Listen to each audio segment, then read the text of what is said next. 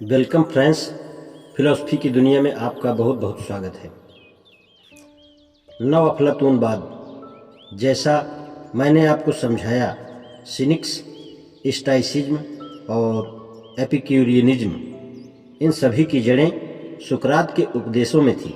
उन्होंने सुकरात के कुछ पूर्व विशिष्ट व्यक्तियों जैसे हेराक्लिटस और डेमोक्रिटस के विचारों का भी प्रयोग किया, किंतु बाद वाले यूनानवादी काल में सबसे उल्लेखनीय दार्शनिक विचारधारा सबसे पहले और अग्रणी रूप से अफलातून के दर्शन से प्रेरित थी। अतः आज हम इसे नव अफलातूनवाद कहते हैं। नव अफलातूनवादियों में सबसे महत्वपूर्ण चरित्र किरदार प्लेटनस 205-270 ईस्वी है, जिसने अलेक्जेंड्रिया में दर्शन शास्त्र का अध्ययन किया, किंतु बाद में वह रोम में आकर रहने लगा था। इस पर ध्यान देना रोचक होगा कि वह अलेक्जेंड्रिया से चल कर आया था, एक शहर जो कई शताब्दियों से यूनानी दर्शन और पूर्वी रहस्यवाद का केंद्रीय मिलन बिंदु रहा था। प्लॉटिनस रोम में अपने साथ मुक्ति का एक सिद्धांत लेकर आया, जिसने समय आने पर ईसाई धर्म से प्रतिस्पर्धा की, किंतु साथ ही वह नव अफलातूनवाद भी मुख्य ईसाई धर्मशास्त्र में स्वयं एक महत्वपूर्ण प्रभाव बन गया। सोफी अफलातून के विचारों के सिद्धांत को याद करो और उस तरीके को याद करो जिससे उसने विचार जगत और इंद्रिय जगत के बीच भेद किया। इसका अर्थ था शरीर और आत्मा के बीच एक स्पष्ट विभाजन की स्थापना। मनुष्य इस प्रकार दोहरा प्राणी बन गया। हमारा शरीर तो इंद्रिय जगत में अन्य सभी चीज़ों की भांति मिट्टी और धूल का बना था, किंतु इसके साथ ही हमारे पास एक अमर आत्मा भी थी। अफलातून से बहुत पहले भी बहुत से यूनानी इसमें व्यापक रूप से विश्वास करते थे। प्लॉटिनस भी एशिया में प्रचलित इसी प्रकार के विचारों से परिचित था। प्लॉटिनस का विचार था कि दुनिया दो ध्रुवों के बीच एक स्पैन या फैलाव है। इसके एक सिर पर दिव्य प्रकाश है जिसे वह एकता कहता है, जिसे वह एक कहता है। कभी कभी वह इसे ईश्वर कहता है। दूसरे सिरे पर पूरा अंधेरा है जिसे पहले सिरे से कोई प्रकाश नहीं मिलता, किंतु प्लॉटिनस का मुख्य बिंदु यह है कि इस अंधेरे का वास्तव में कोई अस्तित्व नहीं है, यह केवल प्रकाश की अनुपस्थिति है। दूसरे शब्दों में यह नहीं है जो कुछ भी अस्तित्ववान है वह ईश्वर है या एक है, किंतु उसी प्रकार प्रकाश की एक रेखा बीम आगे बढ़ती चलकर मंद होती जाती है और धीरे धीरे बुझ जाती है। कहीं कोई ऐसा बिंदु है जहाँ तक दिव्य प्रकाश पहुँच नहीं पाता। प्लॉटिनस के अनुसार आत्मा एक के प्रकाश से ज्योतित है, जबकि पदार्थ वह अंधेरा है जिसका कोई यथार्थ तक अस्तित्व नहीं है, किंतु प्रकृति के रूपाकारों में एक की मध्यम रोशनी होती है।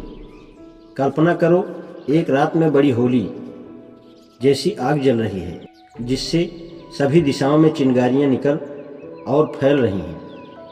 इस होली नुमा आग से प्रकाश के एक बड़े अर्धव्यास में समीपस्थ क्षेत्र में दिन जैसी रोशनी हो जाती है, किंतु आग की चमक कई मीलों की दूरी से भी दिखलाई देती है।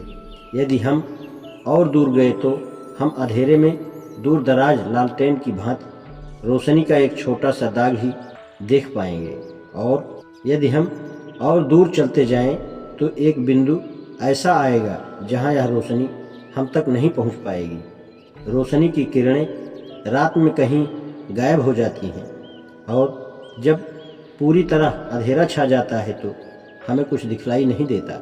ना तो आकार दिखाई देते हैं और ना ही परछाइयाँ। अब कल्पना करें कि यथार्थ या वास्तविकता इस होली की आग जैसी है।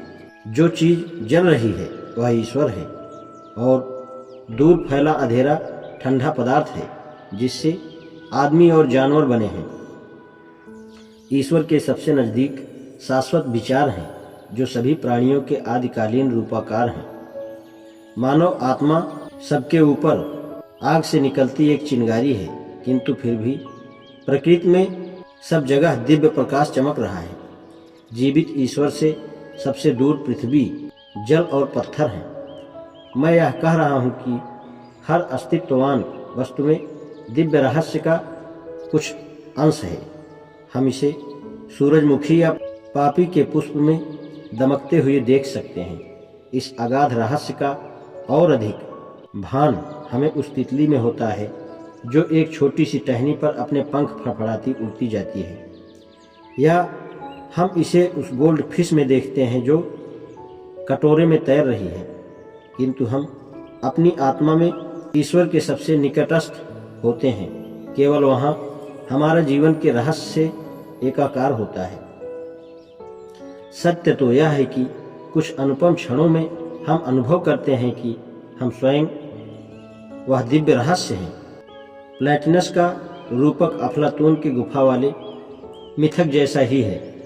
हम गुफा के मुंह या दरवाजे के जितना ही निकट जाते हैं, उतना ही हम अस्तित्व के स्रोत के निकट पहुंच जाते हैं। किंतु अफलातून के स्पष्ट दो परत वाले यथार्थ की तुलना में प्लैटिनस के सिद्धांत में पूर्णता के अनुभव के लक्षण भी। हर चीज़ एक है, क्योंकि हर चीज़ ईश्वर है।